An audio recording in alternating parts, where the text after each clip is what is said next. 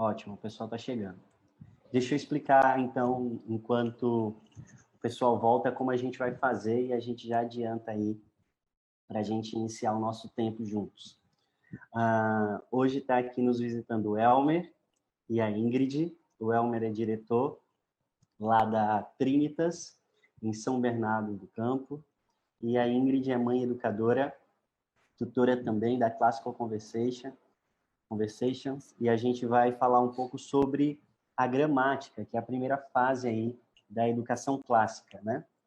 Então, em primeiro lugar, eu vou passar a palavra para o Elmer, que vai dar uma introdução para a gente, falar um pouco sobre essa fase.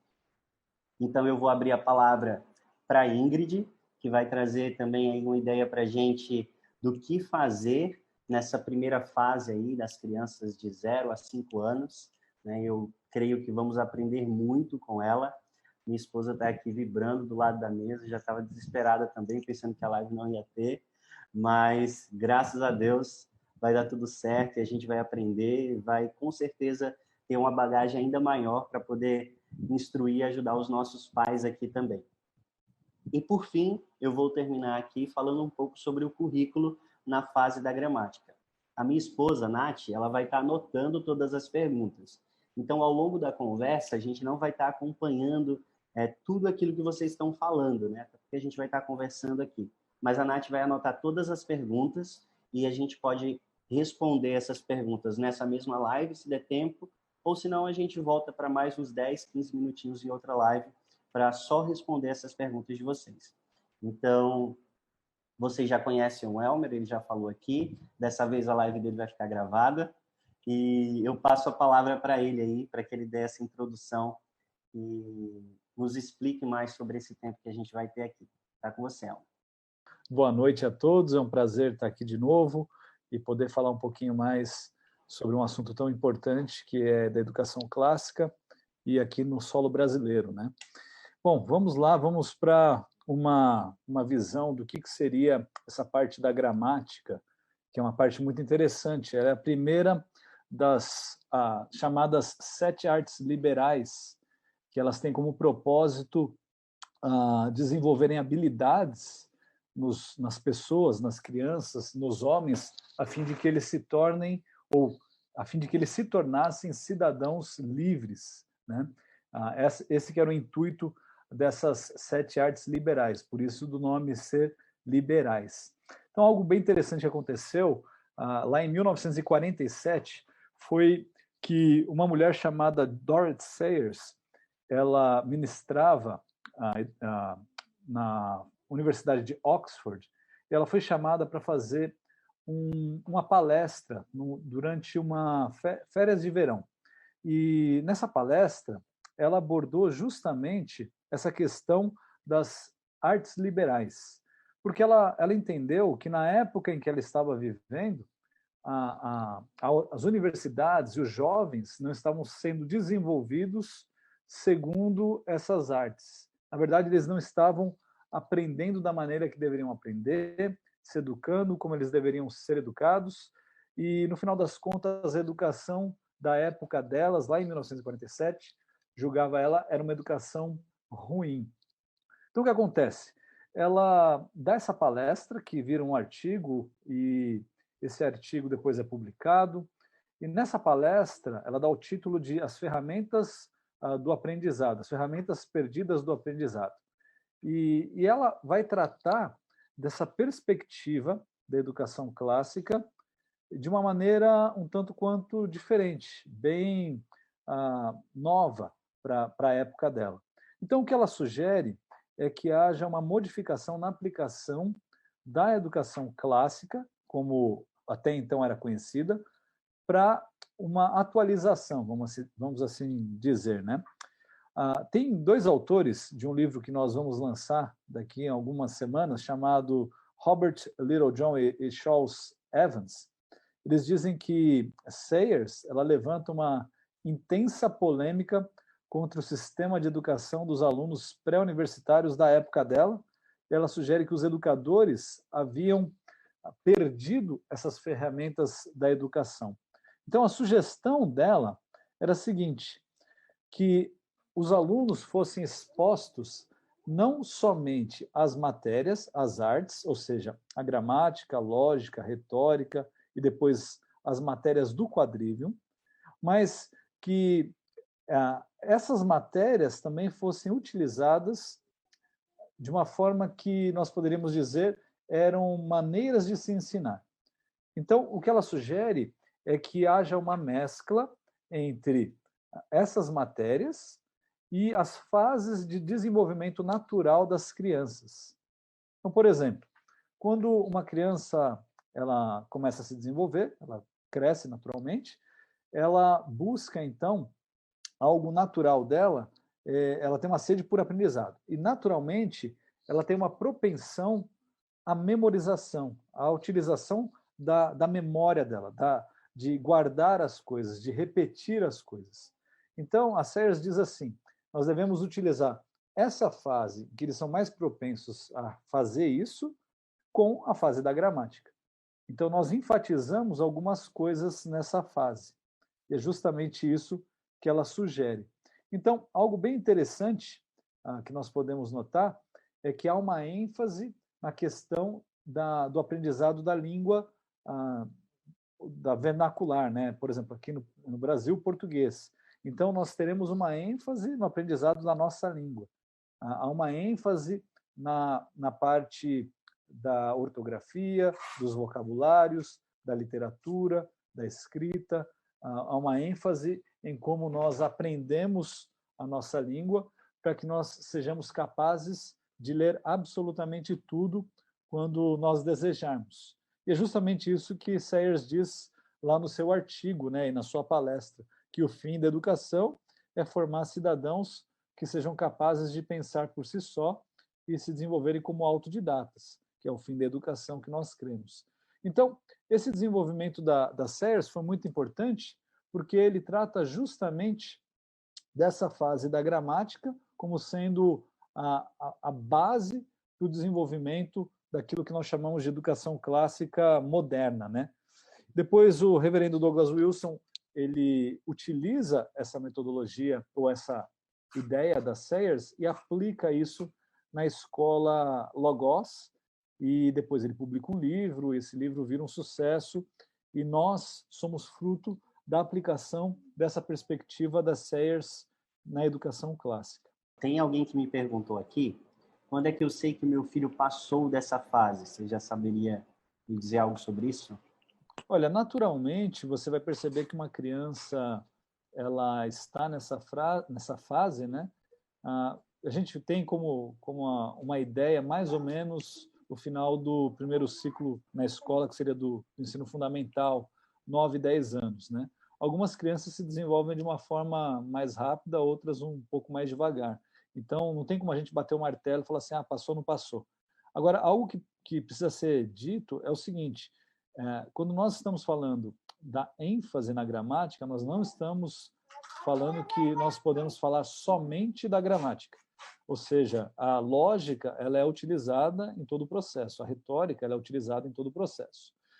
O Robert Littlejohn e o Charles Evans, eles até sugerem que a retórica é a que mais deve tomar precedência na educação clássica de hoje em dia, na situação em que nós vivemos, que as pessoas precisam se comunicar melhor. Mas é importante a gente lembrar que esse desenvolvimento ele é contínuo, não há uma separação, a gente não faz só gramática nessa época, só lógica naquela. Mas você vai perceber uma mudança de questionamento da parte das crianças ou de atitude. Então, essa parte da gramática é aquilo que a própria Sayers chama da fase do papagaio. A criança gosta de repetir, gosta de memorizar as coisas, tem uma facilidade para isso, que naturalmente se transforma numa propensão mais a questionar e querer saber como é que as coisas funcionam. Então, quando você começa a perceber que essa vontade dele de entender e querer questionar você também sobre algumas coisas, talvez seja uma mudança da ênfase da gramática para a ênfase da lógica. Ótimo, Elmer. Muito obrigado aí pela sua explicação, por essa introdução. E aí nada contra você, aprendi muito, mas a gente vai ouvir uma voz aí um pouco mais mais agradável, trazer um embelezamento aí para o tutor clássico. Geralmente a minha esposa que aparece, os outros são todos homens. Então, Ingrid, seja bem-vinda e a gente está ansioso aí para que você traga aquilo que você preparou para a gente também. Oi, boa noite. Obrigada pelo convite aí de estar fazendo essa live. Eu sou Ingrid, esposa do Billy, mãe do Luca e do Benny. O Luca está com 5 anos, o Benny tem 3. E sou tutora do Classical Conversations aqui no Rio de Janeiro. E vou contar um pouquinho da nossa experiência, né? Como que é educar de maneira clássica, cristã, os filhos nessa idade, assim, até os 5 anos, né?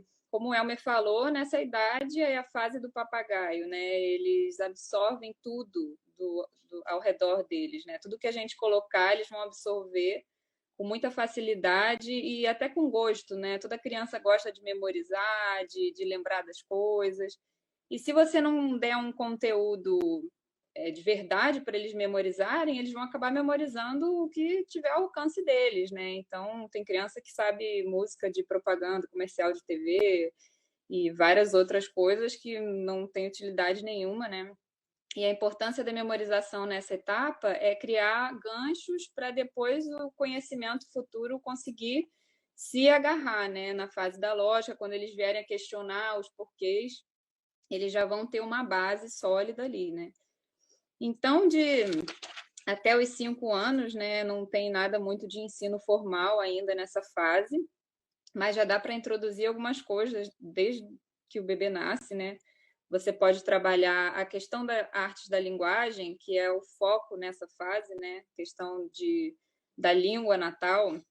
Como é que você trabalha isso com as crianças menores, né? É conversar muito com eles, narrar o que você faz no dia a dia, até bebê, vai trocar a fralda do bebê, fala o que você está fazendo, maiorzinho, você já consegue ter um diálogo maior, foi passar o dia na casa da avó, quando voltar, e aí, como foi, quem estava lá, o que você mais gostou, vai conversando, você vai criando essa narração, né, na criança. A leitura em voz alta também, desde sempre, leitura por lazer, para você ler, porque para ter um momento de leitura prazeroso em família, também é muito importante, mas também a leitura com foco no aprendizado, na narração. Ele vai depois dizer com as palavras dele o que ele entendeu da história, vai fazer essa narração. E isso já começa também, quando começar a escrever, né, já vai fazendo produção de texto a partir da narração, da narrativa dele. E essa parte, nesse início de artes da linguagem, é o que dá para fazer, né? A questão da memorização, narração e a leitura em voz alta. A parte de gramática, literatura, isso vai entrando aos poucos depois, conforme eles forem ficando maiores, né? Também já dá para introduzir um pouco a matemática nessa fase, através de brincadeiras, jogos, né? O que é a gramática toda matéria tem uma gramática, né? O que é a gramática de cada matéria? Na verdade, é o básico daquilo ali, né? O principal são os fatos básicos, as regras fundamentais, né? Que eles precisam memorizar.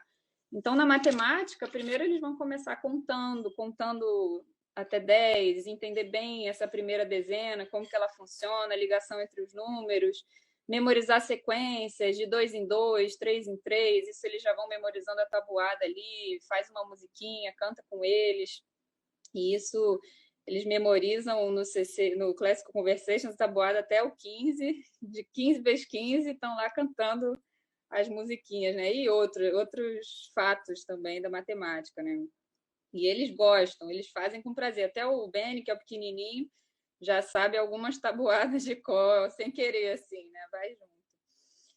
E a parte de matemática tem, né? A Susan Bauer indica a Kate Snow, que é uma matemática americana que está desenvolvendo aí um currículo de matemática para crianças pequenas, né? Que são mais jogos e brincadeiras, mas que você já pode direcionar para eles entenderem esse conteúdo básico inicial, né? Eles precisam entender como que os números funcionam, a relação entre os números, para poder depois, né, quando for entrar na parte do raciocínio, eles já vão ter essa base bem formada, né?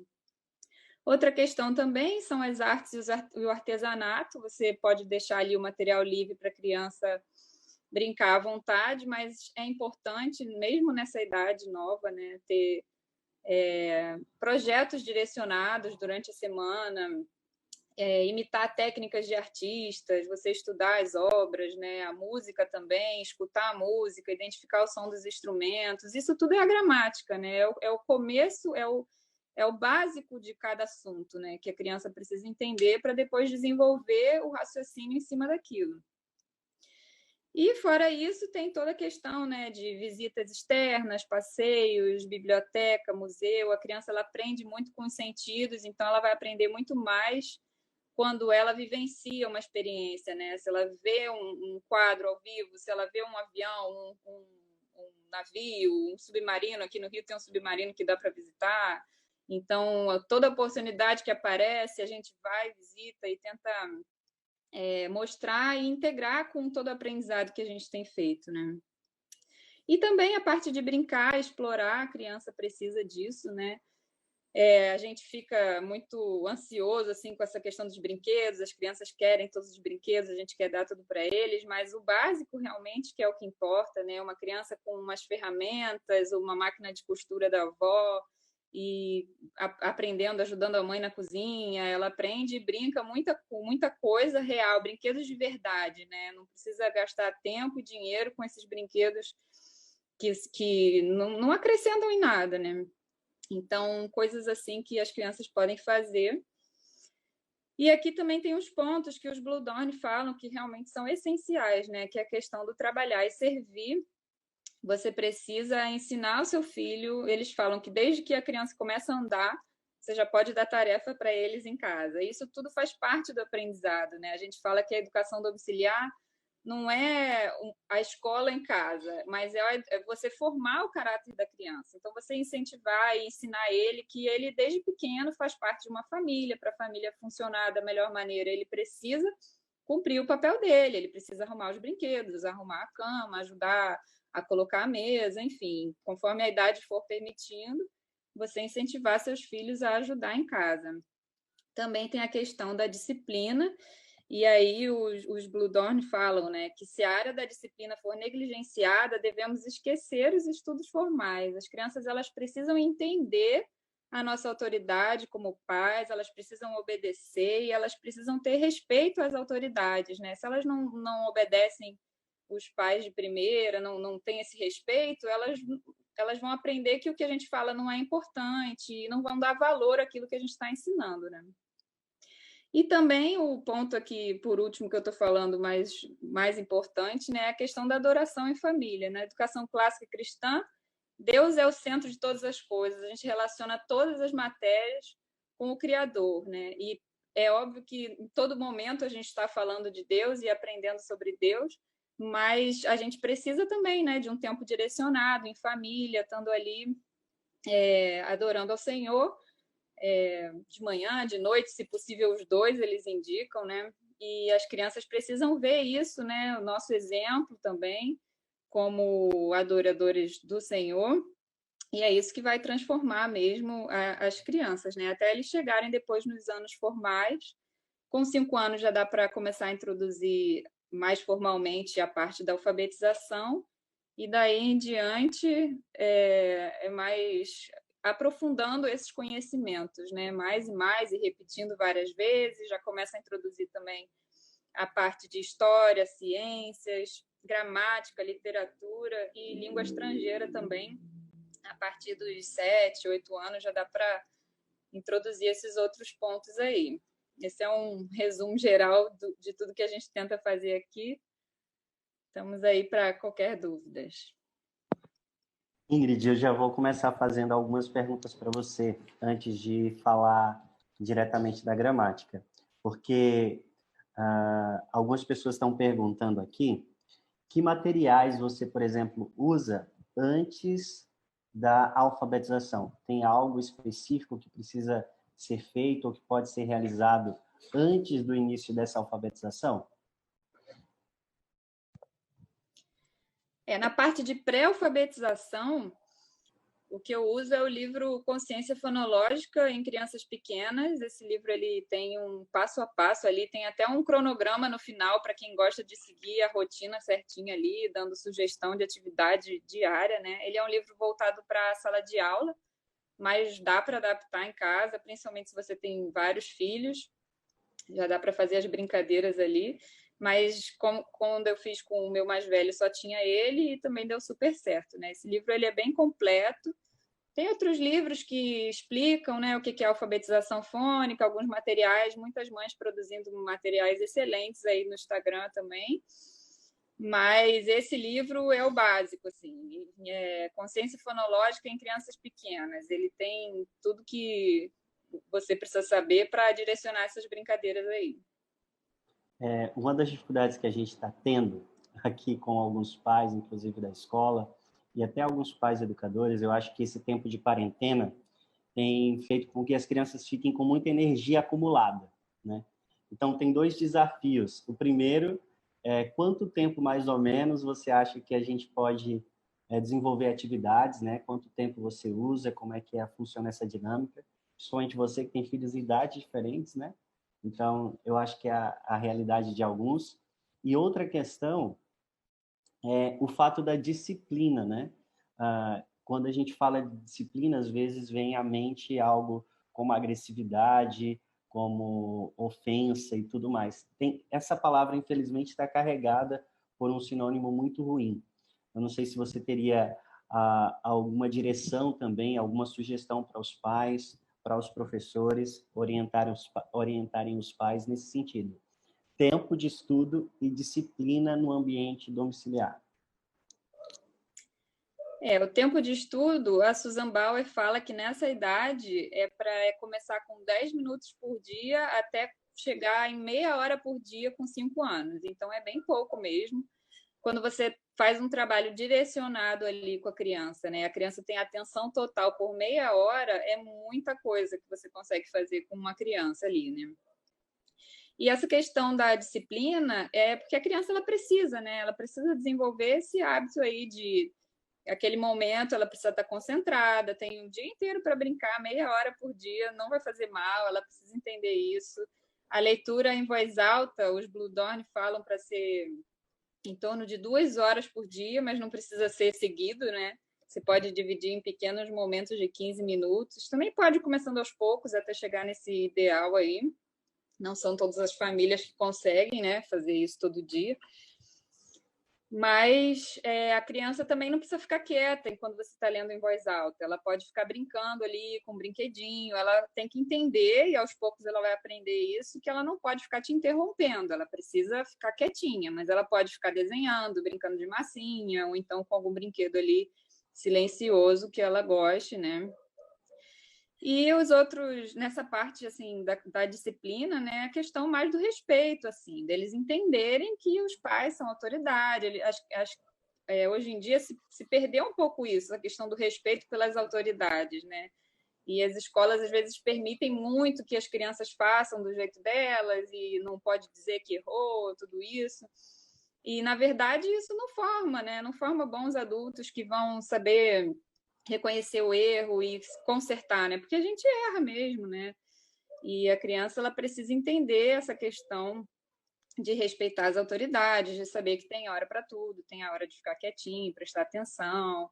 E é possível, né? Conheço crianças super agitadas que conseguem ficar ali bem tranquilas. A questão de treinar e, claro, né? A palavra de Deus ela é recheada de conselhos aí em relação a essa questão, né? Tudo que a gente precisa saber está ali, sobre criação de filhos.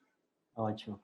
Obrigado, Ingrid. Eu tenho um monte de pergunta aqui para você, que a Nath escreveu enquanto você falava, para o Elmer também, mas daqui a pouco a gente volta para essa questão. Eu queria falar um pouco agora sobre como desenvolver e quais são os pontos, as questões que nós utilizamos aqui para desenvolver um currículo na fase da gramática, né? Como eu devo planejar o estudo do meu filho ou como escola cristã clássica, quais paradigmas, quais questões devem ser levadas em consideração no desenvolvimento de um currículo clássico. Eu separei aqui algumas questões. A primeira dela, principalmente nessa fase da gramática, é a integração das disciplinas, né? Inclusive, os Blue Door também falam sobre isso no livro deles, né? A integração das disciplinas. É interessante que, infelizmente, já nessa primeira fase, muitas vezes a gente desfacela, né, a realidade, o mundo criado por Deus em disciplina e apresenta para as crianças como meras abstrações teóricas, vai sair a palavra. E é importante a gente fazer uma integração dessas matérias, mostrar que a criação de Deus, ela responde a um só Criador e demonstram a imagem desse Deus que está sendo adorado, que precisa ser adorado por nós, né? Então, por exemplo, a gente tenta trabalhar aqui na escola unindo algumas disciplinas. Cada disciplina, obviamente, tem o seu material, tem a sua maneira de avaliação, mas a gente tenta unir essas disciplinas. Por exemplo, nas crianças menores de 5 anos, a gente consegue unir as matérias de ciência, matemática, linguagem e Bíblia, né? A gente une também com elas a matéria de geografia e história. E aí trabalha de maneira um pouco mais distinta, mas também tentando integralizar aí dentro de uma ordem cronológica a ideia das artes e das músicas, e aí a gente tem xadrez, corpo e movimento. Quando eu chego no segundo ano, eu faço uma integralização, né, uma integração, na verdade, com outras matérias. Então eu tenho história, Bíblia, geografia e artes unido, tenho literatura, linguagem e gramática juntos, ciência e matemática juntos.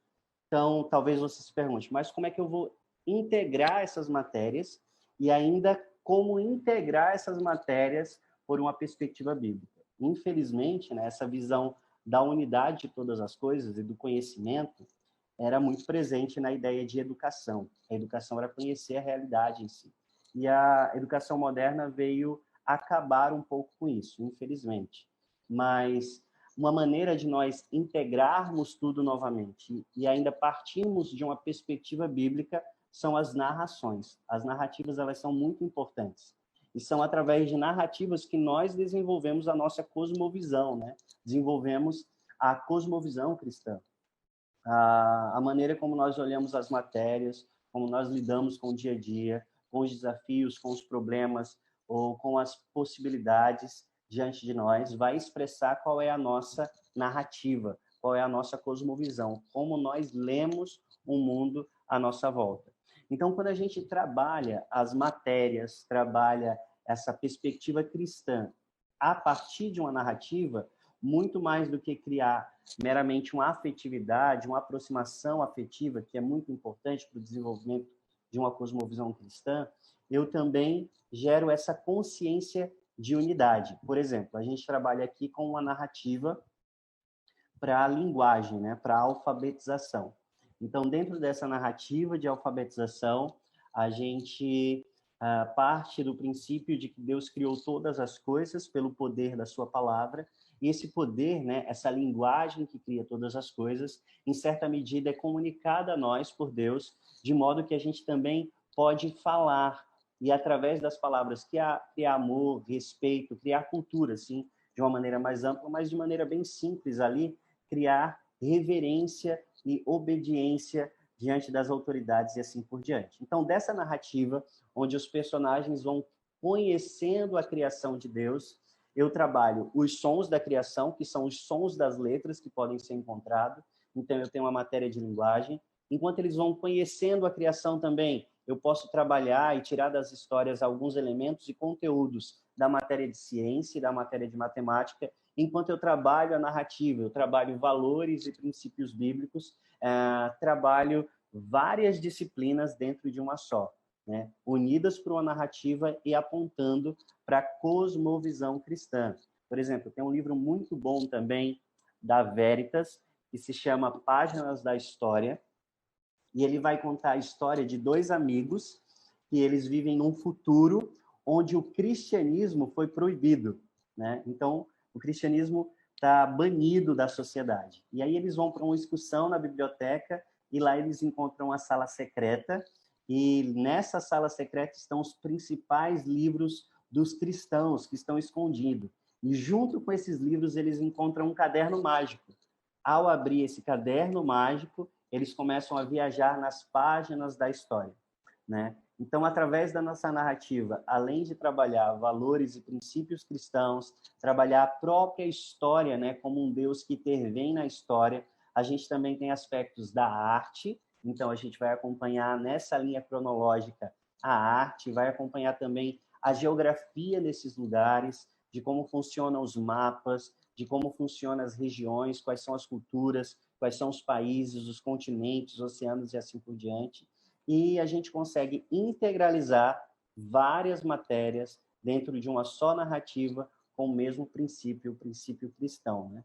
Então, utilizar narrativas para condução do currículo é uma ótima pedida, né? É algo muito importante aí dentro do desenvolvimento de um currículo clássico. Outra questão que a Ingrid, inclusive, pontuou é a memorização. Eu acho sensacional os quadros de memorização, inclusive, que a Classical Conversation usa, né? Então, ele já tem ali separado por semana aquilo que vai ser estudado, que vai ser preparado. Ela, como tutora, dá a orientação para os pais e assim por diante. E a gente tenta trazer isso também para o ambiente da escola e agora, né, nesse contexto que a gente está vivendo, também para o ambiente familiar. Então, a repetição, né, que é a constância disso, eu repito várias vezes aquela informação, eu tenho uma intensidade na ideia de trazer música, gestos, coreografias, então utilizo vários recursos para promover essa memorização e uma duração aí, né? Isso que foi repetido aqui vai ser repetido por diversas vezes, por vários anos, para que isso fique guardado na mente e no coração da criança, para que no momento certo ela possa utilizar desse recurso, né? Quando o professor, quando a mãe vai lecionar algum assunto, ela já tem aquele gatilho ali, aquela informação guardada na mente que pode ser tomada, pode ser ampliada e trabalhada de maneira mais fácil. Outra questão também é a compreensão das perguntas principais da fase cadagramática. Quem, quando, onde e o quê. Então, essas perguntas vão nos conduzir principalmente nas matérias de história, quando a gente vai trabalhar narrativas e assim por diante, né? Na linguagem, compreensão de texto. Deixa eu dar um exemplo aqui. Essa semana, uma professora estava com dúvida de como ensinar sobre o Dia de Ação de Graças. Estava introduzido ali no livro que a gente usa de História e Geografia. Como é que eu posso ensinar e instruir sobre o Dia de Ações de Graças? Né? E partindo dessas 4 perguntas, a gente construiu uma estrutura. E aí, esses puritanos estão aonde? Né? Eles estão na Inglaterra e os indígenas na América do Norte. Né? Falar um pouco mais sobre esse povo. Eles estão passando por perseguições e esse povo aqui não conhece a palavra. Então, o que é que acontece? Em 1620, né, já tem o quando, esses puritanos vão para uma nova terra. E lá, eles têm a liberdade para adorar e cultuar a Deus, assim como aqueles indígenas, aquele povo que não conhecia Deus, passou a conhecer a Deus também. Então, eu posso trabalhar a geografia a partir desse conceito, eu posso trabalhar a cultura a partir desse conceito, mas eu me prendi às 4 perguntas básicas. Então, ao invés de me perder, muitas vezes, em diversas explicações, eu direciono, né, a criança a organizar as informações e a organizar os pensamentos através dessas 4 perguntas, ok?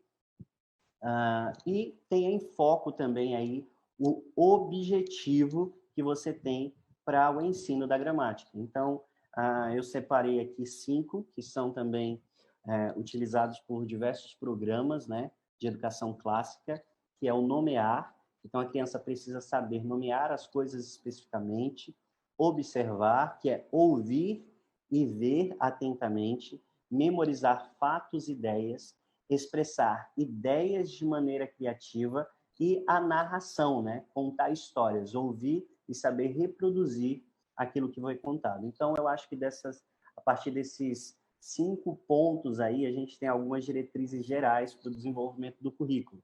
A unidade das matérias, narrativa como base de integração, memorização, perguntas-chave e objetivos claros. Então, você pode unir aí a história e o currículo bíblico dentro de uma ordem cronológica no ensino da gramática, usar literatura música, geografia e arte como uma ambientação. Eu costumo dizer às professoras que essas matérias são ambientações. Então, elas vão fazer com que a criança volte naquela cultura, saiba qual é a literatura, quais são os assuntos que são falados naquele tempo, as músicas que eles ouviam, a geografia daquele lugar, a arte que eles faziam. Então, eu crio não simplesmente essa linha de tempo, mas eu crio um ambiente no qual aqueles acontecimentos estavam se passando, ok? Português, literatura e gramática, a gente foca principalmente em uma leitura fluente, que demonstra aí ritmo, entonação e boa articulação, assim como também uma boa escrita, né? A composição, que é uma boa ortografia, uma boa escrita e como ela organiza as ideias, né?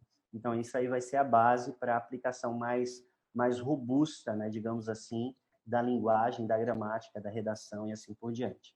Então, a gente ainda tem algumas outras matérias, como ciência e matemática, né? Ou mesmo os novos idiomas, como latim e inglês. E é importante que a gente veja essas matérias como ferramentas de exploração, né? Elas precisam pesquisar, elas precisam experimentar, como a Ingrid falou também, usar vários jogos, o cotidiano, na cozinha, nos afazeres do dia a dia, você pode utilizar essas ferramentas, essas oportunidades para instruir em matemática, ciência, para trazer a nova língua à tona e fazer disso tudo, né, um momento de interação, onde dirige a criança a aquilo pelo qual ela foi projetada, que deveria ser natural para ela, né? Conhecer e dominar a criação criada por Deus. Então, tudo isso aí muito regado com memorização vai fazer com que o seu currículo seja eficiente, né? Eu creio que seja isso, os pontos principais, e aí a gente tem 20 minutinhos aí para responder a algumas perguntas. Vamos lá, então. A Silvânia está perguntando assim: qual apostilas ou material você indica, aí no caso é a Ingrid, para alfabetização? E quais os livros, né, o Nicolas está perguntando, você indica para mães de primeira viagem? A lista é grande.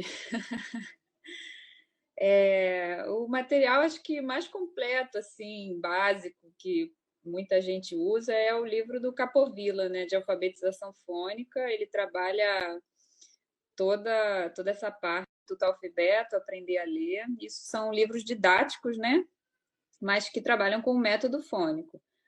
Agora, tem as apostilas das mães, Família de Trigo, Hoje em Casa, que são apostilas excelentes também, né? Elas estão ainda concluindo o trabalho, não lançaram todos os volumes, mas são muito boas, muito bem feitas, bem, assim, bem completas também até agora o que elas já lançaram.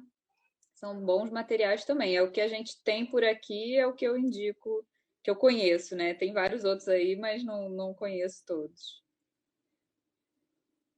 O Elmer, então deixa eu passar a pergunta para você. A Aline Ramos me perguntou: essa educação é americanizada? Depende de onde você pegá-la, né? Não, essa educação ela é global, né? A ideia, acho que a pergunta surgiu quando você mencionou a questão ali do dia de ação de graça, né? Não, isso daí estava no livro e é por isso que foi tratado nessa aula, né? Mas não, essa educação ela é para todos. Nós estamos fazendo a educação cristã clássica aqui em São Paulo, no estado de São Paulo, nós temos em Franca, aí no Piauí, então ela está espalhada, nós mantemos a nossa, vamos dizer assim, nacionalidade, nós seguimos aquilo que é importante para a nossa cultura, nós vamos salientar alguns princípios e datas também que são importantes para nós. Agora, se há alguma coisa boa e que é verdadeira em outras culturas, a gente aproveita também. Não só da norte-americana, como também europeia e africana e assim por diante. Elmer, me responde outra também. Você acha que a memorização não é algo que pode ser cansativo? Ele pode, mas tem uma pedagogia clássica, né, que a gente chama de a memorização é a mãe da memória, né, ou a repetição é a mãe da memória, desculpa, repetição é a mãe da memória, que na verdade é você repetir aquele conceito ou trazer luz àquele conceito de formas diferentes. Então, não necessariamente repetir a mesma coisa sempre até que a criança não aguente mais. E assim, ela vai aguentar repetir mais, muito mais do que você imagina. E ela vai pedir para você repetir muito mais vezes do que você acha que ela vai repetir.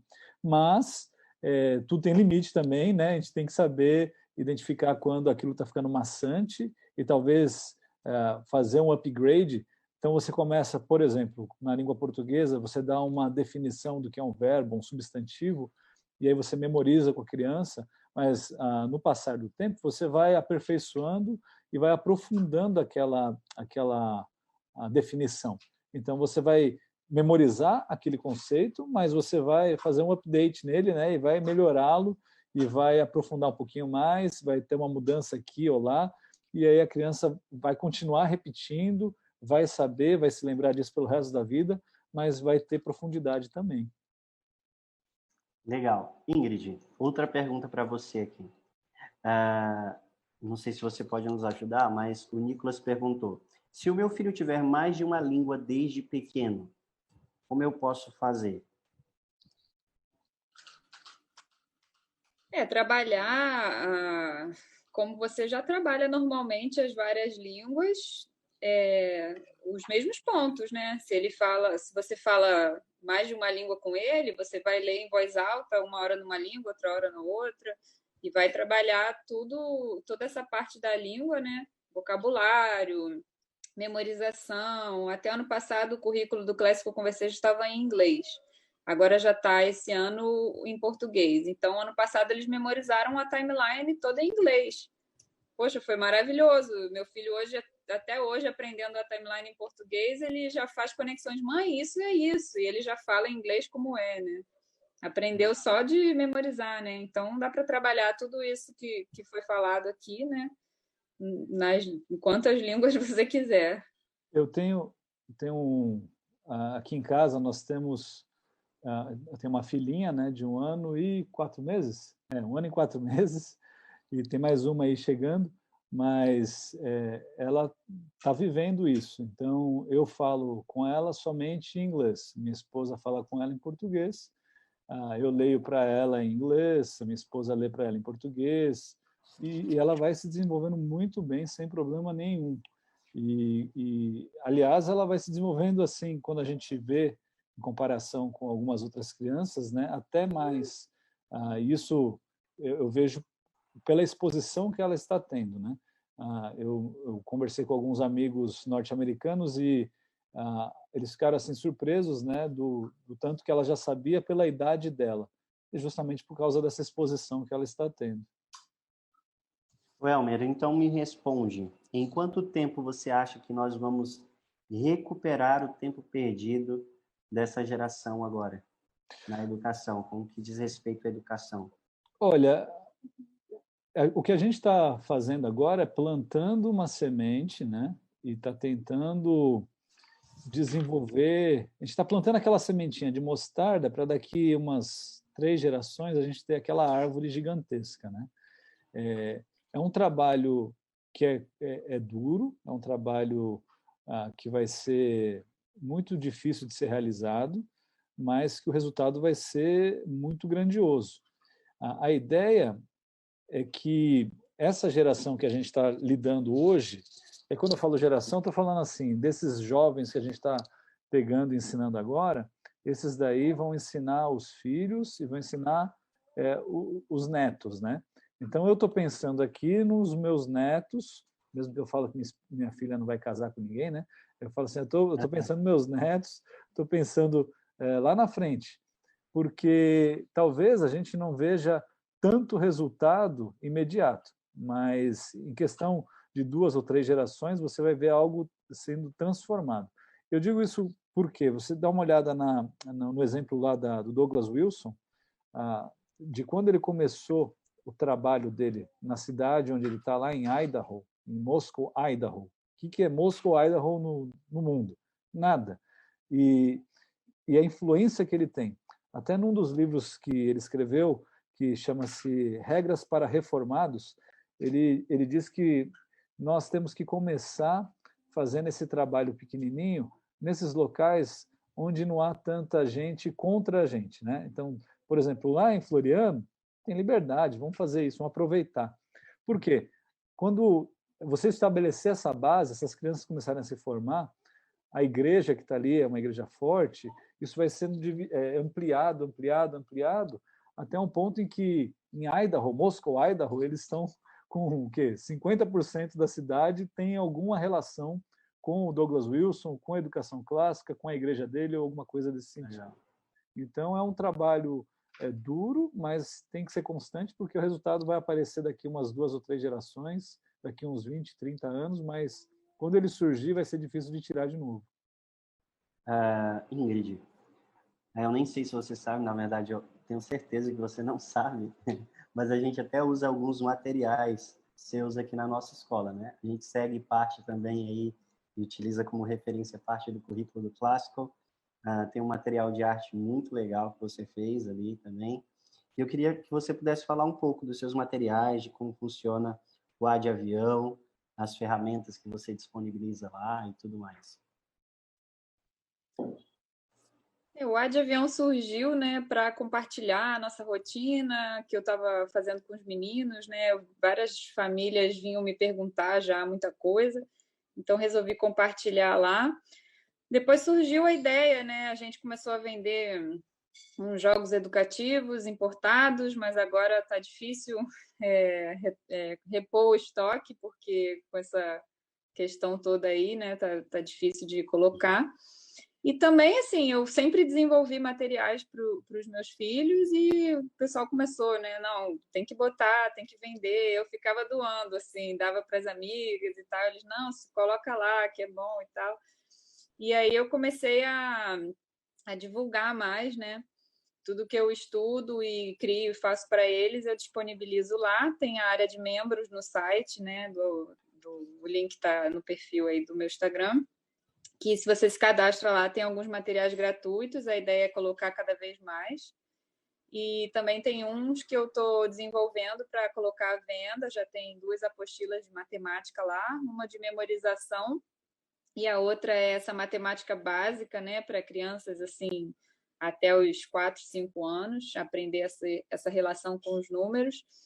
A ideia é fazer jogos, né? Só que como às vezes alguns pais não têm muita noção de como fazer, então nessa apostila tem essas sugestões, tem figuras ali, dá para jogar ali na apostila mesmo, mas a ideia é você extrair o ponto central da brincadeira e poder fazer com eles no dia a dia, né? Para eles irem aprendendo.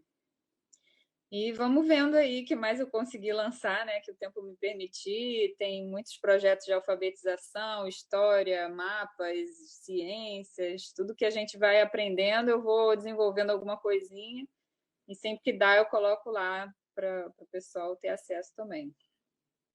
Ótimo, eu vou fazer uma pergunta para os dois. Me perguntaram aqui, quando vocês falam de educação clássica, seja no contexto da escola ou da educação domiciliar, vocês sempre apontam para um método fônico. Isso não é reducionista? Não, é pragmatista. É aquilo que funciona. Eu acho que é interessante, né, quando a gente para pensar sobre essa questão, o que nós queremos é oferecer a melhor maneira de fazer com que as crianças saibam, aprendam a ler e aprendam a escrever. E não tem outra, essa é a melhor. A gente olha para o método global, o que a gente vê? Crianças que memorizaram algumas palavras e que, infelizmente, não são capazes de ler por conta própria. No livro Sabedoria e Eloquência, no apêndice desse livro, o autor menciona uma mulher, né, que está fazendo uma pesquisa na escola. Ela foi lá para ver como é que as crianças aprendem e tudo mais, a metodologia de ensino da escola, que era uma escola clássica, e lá ela menciona para ele que ela não conseguia, isso com doutorado, ler aquele livro do Dr. Seuss, porque lá existem palavras que ele inventou e que ela simplesmente não conseguia ler. Isso depois de ter terminado o doutorado. E a questão essas crianças que estavam aprendendo ali, elas conseguiam ler esse livro com facilidade. Por quê? Porque elas aprenderam pela metodologia fônica, que faz com que eles sejam capazes de ler absolutamente tudo. E também o método fônico, ele tem muita relação com essa coisa da gramática, né? Você vai lá no início de tudo, vamos ler, vamos aprender a ler o que é uma palavra, o que é uma sílaba, o que é um som, uma letra, um fone. Então, a criança ela aprende a estrutura da palavra, a estrutura da língua. Então, por isso que a gente usa o método fônico, porque ele se encaixa muito bem com a ideia, né, da educação clássica também.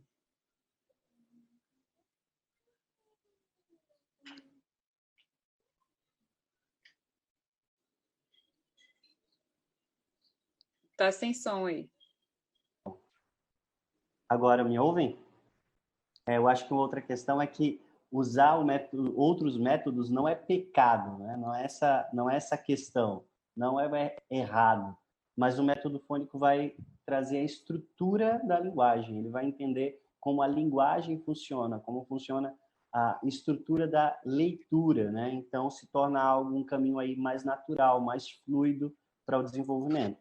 Então, a gente teve aqui experiências, né? Antes de abrir a escola, a gente teve experiências, tinha escolas de alfabetização. Então, foi bem interessante essa discrepância do momento em que a gente utilizava outros métodos e outras perspectivas de alfabetização e quando nós mudamos, fizemos a migração para o método fônico. O resultado foi de 100%. Nós começamos a receber alunos de terceiro, segundo ano de escolas públicas que não sabiam ler, não conseguiram ler e imediatamente aprenderam. Aqui na escola agora, né, tem uma mãe da nossa escola que tem 3 filhos. Então, o primeiro foi para a escola, foi alfabetizado pelo método fônico, e ele ensinava as letras para os irmãos. Então, o mais novo, o do meio, quando chegou, com 4 anos, esse ano, ele já sabia ler, né? O mais novo dela, que tem 3, já começa a ler pequenas palavras. Por quê? Porque a estrutura, entender a estrutura da linguagem torna a leitura muito mais natural e efetiva, né? Pessoal, eu queria agradecer muito a vocês. Acho que foi um tempo aí muito esclarecedor. Queria convidar todos vocês a visitar o Ad Avião. Tem ótimos materiais e a Ingrid ainda tem esse cuidado estético, né, com o material. Então, isso é incrível. Óbvio que tem famílias e mães educadoras que têm feito materiais fantásticos de conteúdo, mas a Ingrid tem ainda esse quê a mais aí. Quando a gente começou a acompanhá-la e ver o material delas, a gente percebeu que era alguém que entendia também de estética. E a gente ainda, às vezes, fica muito, muito ligado nessas coisas, né? E é um material realmente muito lindo e de qualidade, Ingrid. Parabéns. Sigam também a ECMA, né? Nossa escola, veja lá como é que a gente tem trabalhado. A Trinitas também. E mais, né? Além da Trinitas Escola, tem a Trinitas Editora também, que tem, assim, ótimos livros. Na verdade, os melhores títulos aí para você que quer aprender mais sobre educação cristã clássica. Eu não sei se o Elmer quer falar um pouco sobre a editora. Olha, a gente reimprimiu a Introdução à Educação Cristã Clássica, deve chegar daqui umas 2 semanas, e também Educação Clássica versus Educação Moderna, do Dr. Steve Turley. A gente também tem ali a Beleza Redimida, do Steve Turley, Teologia do Deslumbramento, Moldando Mentes e Corações, que eu acho que é um livro assim introdutório muito bom para você que é pai também e não sabe o que é educação clássica ou está tentando entender o que eu faço com os meus filhos, onde que eu coloco os meus filhos. Lê esse livro. Você lê numa sentada, muito, muito prático, muito fácil de ler. A gente está para lançar talvez daqui, acho que no máximo 1 mês, deve estar já pronto, que é o livro Sabedoria e Eloquência. Esse é um livro fundamental para a educação clássica, para quem busca fazer educação clássica. Ele tem ali alguns pontos bem interessantes que ele discorda com a Dorothy Sayers em algumas questões. Geralmente a gente fala e defende alguns posicionamentos da Sayers, e lá ele traz alguns alguns contrapontos bem interessantes também. O prefácio, ou desculpa, o apêndice desse livro é fantástico. Só pelo apêndice já valeria a pena você comprar o livro. Tá? É isso aí, pessoal. Pois fiquem com Deus. Muito obrigado. A live vai ficar gravada assim. Me perguntaram aqui o que fazer com as crianças depois dessa fase. A gente vai ter outras lives lidando com a fase da lógica e da retórica e trazendo mais algumas instruções sobre isso. E Deus abençoe vocês. Muito obrigado aí pela disponibilidade e um grande abraço a todos.